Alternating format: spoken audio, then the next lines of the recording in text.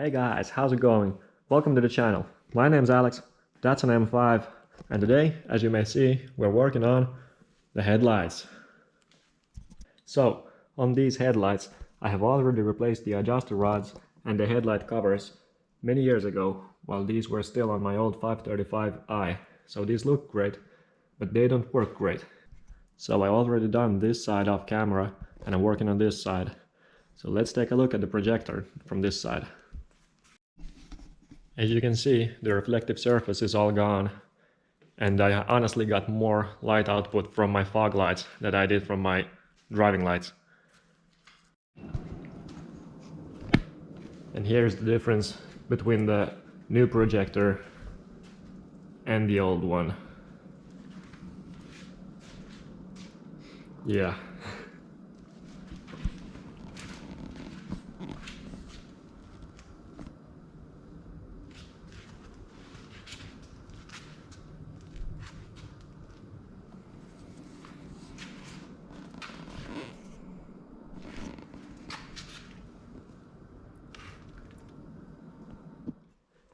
There are two bolts holding the headlight to the car on the top, and there's one bolt there, and there's supposed to be one here, but this car is a pre-facelift, and the brackets for the headlights are a bit different, so I'm missing two bolts, or one for each side. As you see here, this is also empty, so there's one bolt down and two on the top. So remove all the plugs, and for some of these you might find that it's easier to remove the bulbs rather than the connectors. And these again are the part of the facelift retrofit kit. And this one too, it's much easier to remove the bulb itself, because this connector could be quite tight and you have to pry this off. And same goes for the parking bulb, but I will disconnect that once I get the headlight out a bit. Or actually I have this connector here, that's also part of the retrofit kit. I don't know if you can see it, probably not.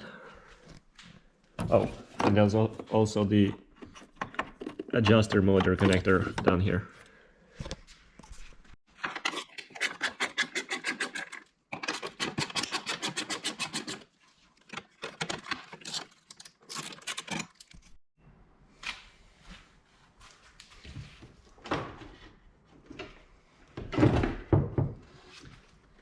And guys, it's really important that you angle the headlight assembly before you pull it out, so that this hook clears the fender, or otherwise you might break it, and then this trim piece will just flap around when you drive.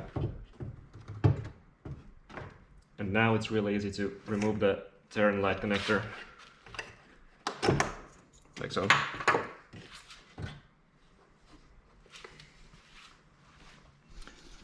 Well, here you can see everything a little bit better. Here's the turn light that we removed last, and here is the hook that goes into the fender. There's your angel eyes bulb, low beams and high beams, and this is the adjuster motor connector, it goes here. To open this headlight up, we need to heat it in order to soften the adhesive that's keeping the lens on. Keep in mind that if your headlights are 2003 or later, then you will have to cut your lens off, because the adhesive is not going to let it go. And before we start heating this up, we need to remove all the rubber bits. I had already pulled this off. All these bits, and also unbolt the ballast and remove all the bulbs that you might still have in there.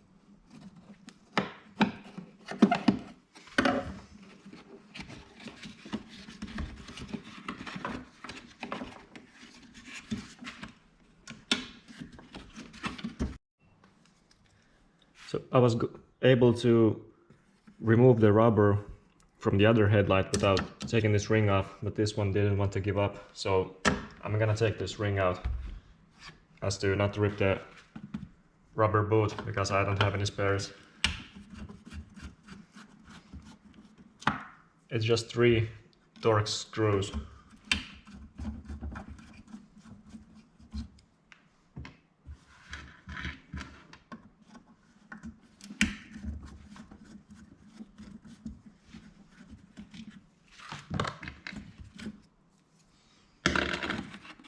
Well, actually, that doesn't make much of a difference.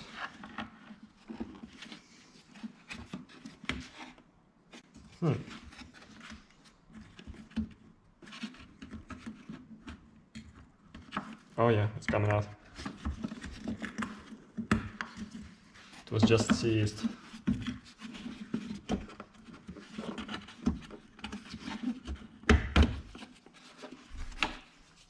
Here we go.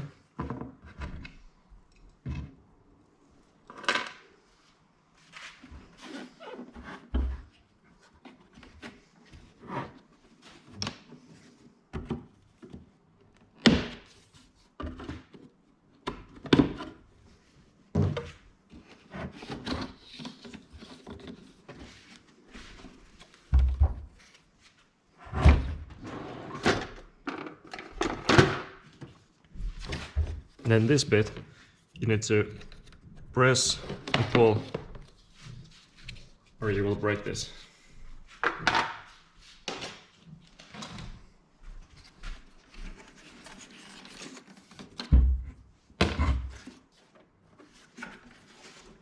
Now the final rubber.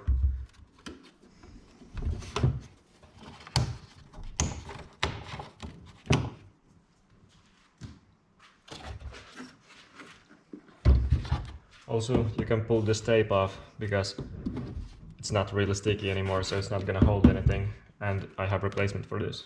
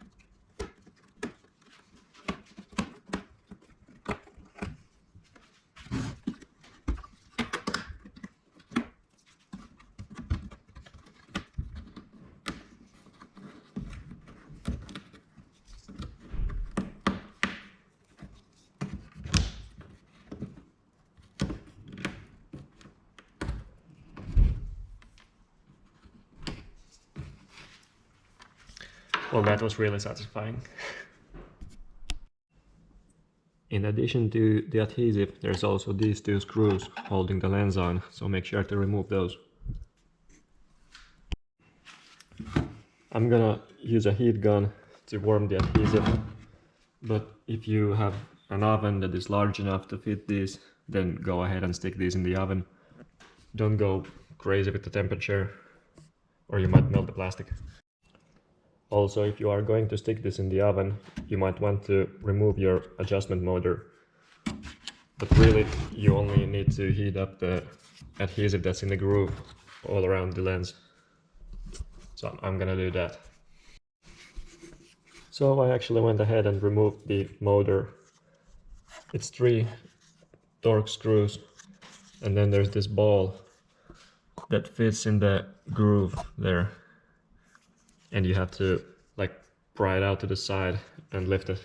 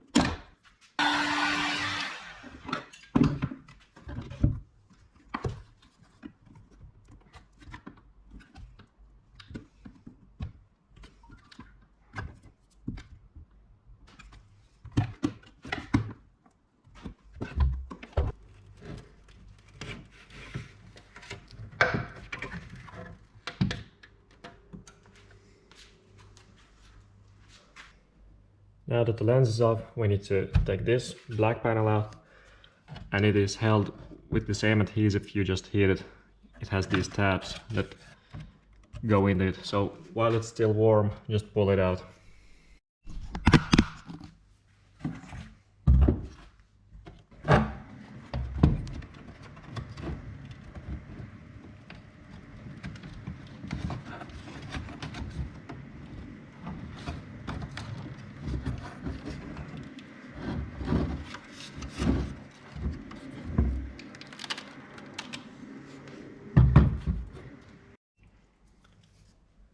If you already have your adjustment motor taken out, all you need to do to take this out is take your hex bit and just turn it out. Use it on both adjusters.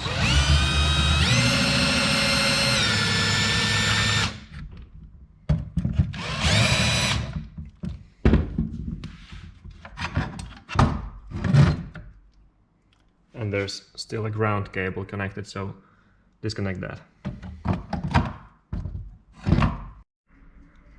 Now for these adjusters, if you haven't already done so at some point, you should replace these now, because these commonly break and you have to take the whole headlight apart to get to these. These are about 10 euros or something, so it's a good time to do these now. And to help with reinstalling this, I would recommend to separate this and to install this back there and put these here, and then you just snap that whole assembly into the housing. And to separate these, you just take your screwdriver and see the small tab that is holding the ball in. Stick your screwdriver in there and then just pull these apart.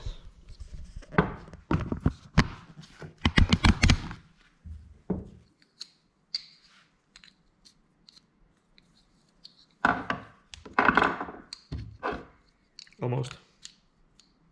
It's quite finicky.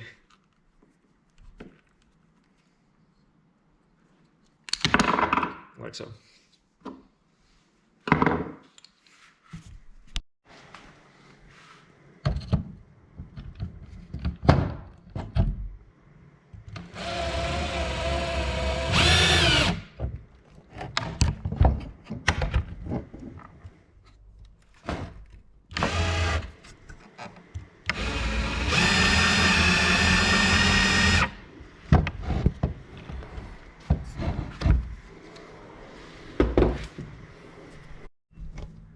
Now this is the actual part we came here to replace today. So it's held with 4 nuts. Just remove those and let's take it out.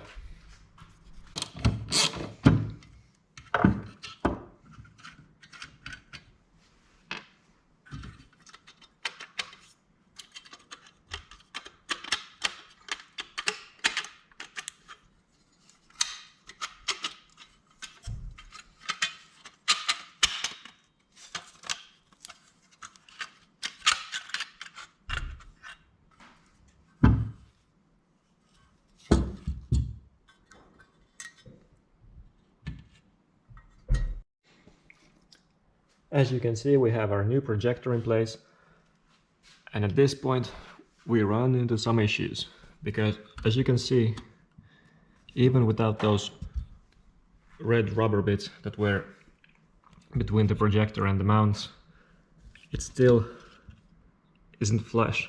There's like a huge gap between the projector and this reflector piece.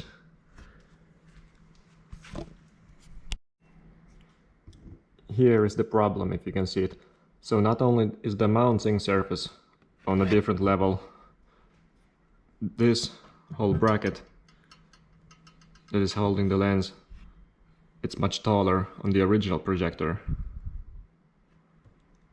But my understanding is that this is the version 2 of this projector, and the version 1 is actually plug and play fit.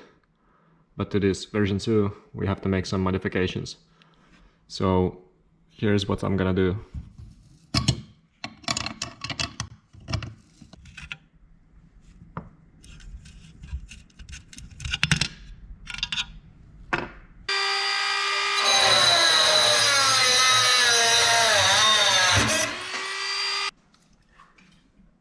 So what I did is I cut a threaded rod into pieces about the same size as the originals, and then I'm going to use this to create appropriate threads into the plastic. But because it is quite a soft plastic, I'm also probably gonna use glue in these, and then I'll just be able to use a nut or two to adjust the elevation at which I want my projector to sit. So here's what I've done. Here's what they look compared to originals. And as you can see, with these nuts you can adjust the elevation wherever you want. But it's about halfway compared to the originals. And whether or not you want to use these, I think it's pretty much up to you. I don't know, on the originals, I think they might be used for adjustment or something because they are a different thickness, and as you can see the original mounts are fixed, so there's no way to adjust this. But as we can adjust our bolts, it doesn't really matter.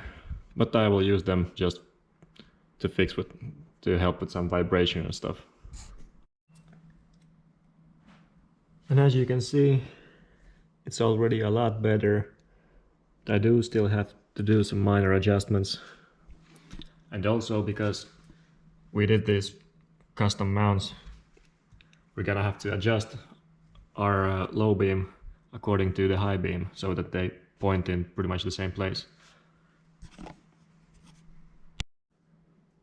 Here's one more look at the finished product.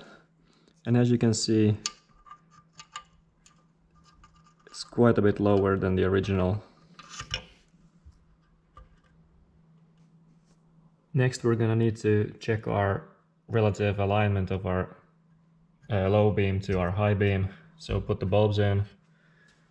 Then we'll just have to solder our bi-xenon connector, and we're ready to put this back in. And to test these, I just connect them back into the car. Real simple and easy. So here you have both cutoffs. Let's turn the high beams on.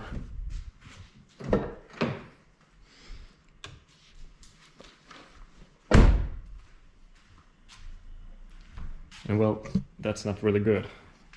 You can see, well, not really, but like the cutoff of the low beam is here, the step, the high beam is here, and we want them centered. So we'll have to adjust that. And once you are happy with your alignment, tighten everything down, put back your connectors. And one last thing we need to do is to wire our bi-xenon switch. And there are many ways to do this. You can hack this into your high beam power, but I'm gonna do this proper, and I'm gonna get a wire splitter, or actually make one probably, to go between my bulbs and the wire harness of the car. But because I don't have the splitter right now, and I need to get this in my car right now, I'm gonna put this generic connector, which I can then plug into my harness. Then connect all your wires, wipe off any dirt or fingerprints that you have on your reflector, and then you can just snap this into the housing.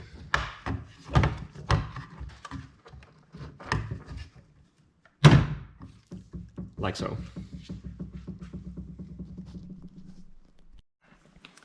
And to connect this motor, we need to catch this ball into that groove right down there. And to make this easier for ourselves, we can use these adjusters to pull the reflector inside the housing.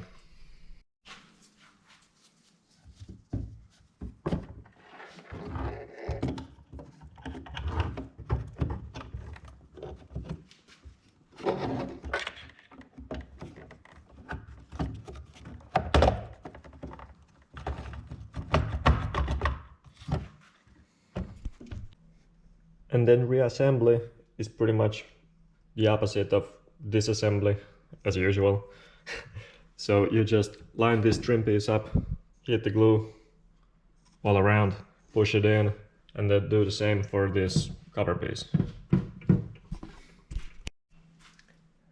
So for some reason the clips of me putting this back together got corrupted, but really it's quite simple. So you just heat all around the edge, push first the trim panel in and then this cover piece. Make sure all of this click into place. And then don't forget these two screws. Put all the rubber bits in. This goes in just as is, but the low beam rubber will not fit around the new projector. So what you need to do is cut about this much out from the bottom here. But as you can see, I was quite liberal with my cutting, so cut a bit less. Fortunately, I have a spare one here, and if you need one, here is the part number. So let's try this again. So you need to cut to this step right on the inside. So like this. And be careful because you can really easily rip, like this rubber on the side here is very thin.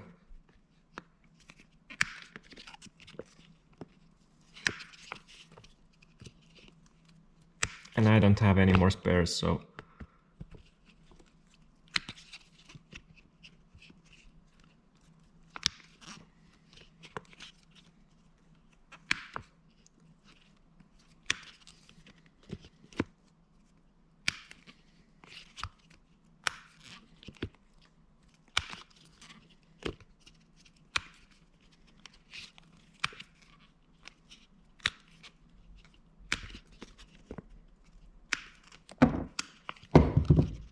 here you go. No rips this time. And that's what it looks like when it's installed. And this will still seal against the ballast connector, so there won't be any water getting in. Now all that's left to do is to put our rubber pieces back, our trim piece, bolt our ballast on, and to glue this big rubber piece on here, I'm gonna use this butyl tape, which is obviously way too thick for this application, but I can cut it right in the middle in half and it will be just great.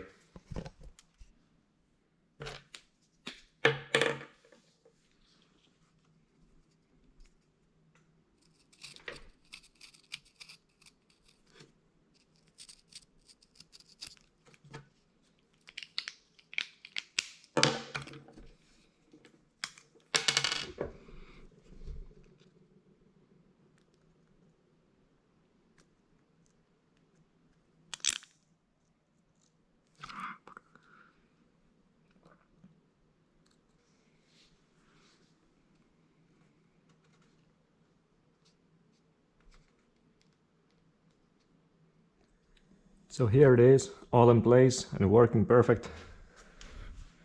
Same for the other one. And don't mind the floor jack, this is a completely normal BMW position. And while I don't yet have the correct lead, we can test the bi-xenon function by applying 12 volts directly to the solenoid. So let's see what that does.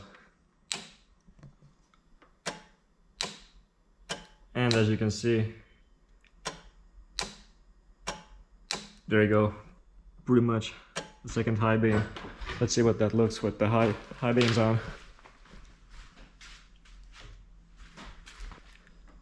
So here are your regular high beams. And here's that with the bi-xenon switched on. Quite a difference, I'd say. So that was it for today's video, guys. Thank you for watching and see you in the next one.